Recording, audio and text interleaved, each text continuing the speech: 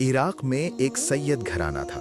उस घर में एक सैयद ज़ादी और उसके छोटे छोटे बच्चे रहते थे। उसके शौहर का इंतकाल हो चुका था। हालात में ऐसा मोड़ लिया कि सैयद ज़ादी अपने बच्चों को साथ लेकर रोज़ी और पनाह की तलाश में इराक से समरकंद आ गई। समरकंद पहुंचकर उसने लोगों से पूछा कि इस शहर में सबसे ज़्यादा सखी और मददगार शख्स कौन है जो हमें पनाह दे सके।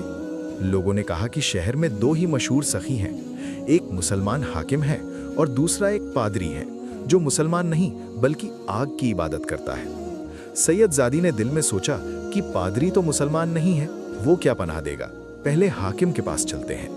वो अपने बच्चों को लेकर मुसलमान हाकिम के दरबार में पहुंची और कहा, मैं आले रसूल सल्लल्लाहु अलैहि वसल्लम से हूँ, मेरे शौहर का इंतकाल हो गया है, मैं बेबस हूँ, मुझे पनाह चाहिए। हाकिम ने जवाब दिया, क्या तुम्हारे पास कोई सबूत या सनद है कि तुम सच में सैयद हो? आजकल हर कोई अपने आप को सैयद बताता है। सैयद ज़ादी ने कहा, मेरे पास दिखाने के लिए कोई सनद नहीं है। इस पर हाकिम ने साफ कह दिया कि वो पनाह नहीं दे सकता।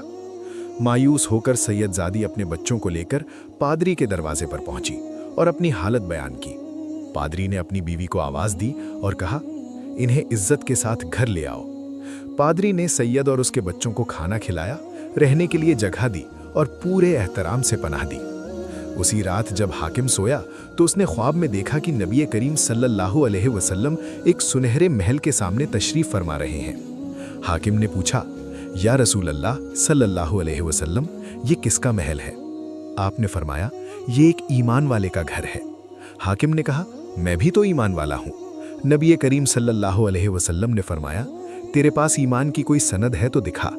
फिर आपने फरमाया, मेरी बेटी तेरे पास पनाह मांगने आई थी और तूने उससे सबूत मांगा, दूर हो जा मेरी नजरों से। हाकिम कांप उठा।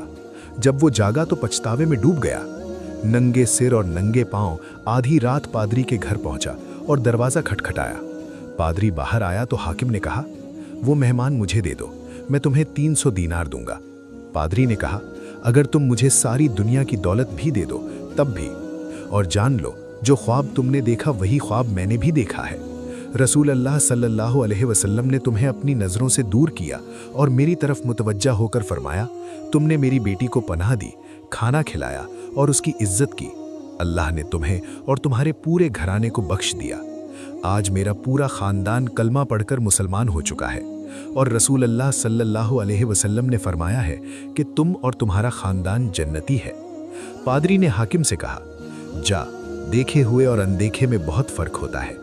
मैंने बंद आँखों से सौदा किया था। ये वाक़या हमें सिखाता है कि असली कद्र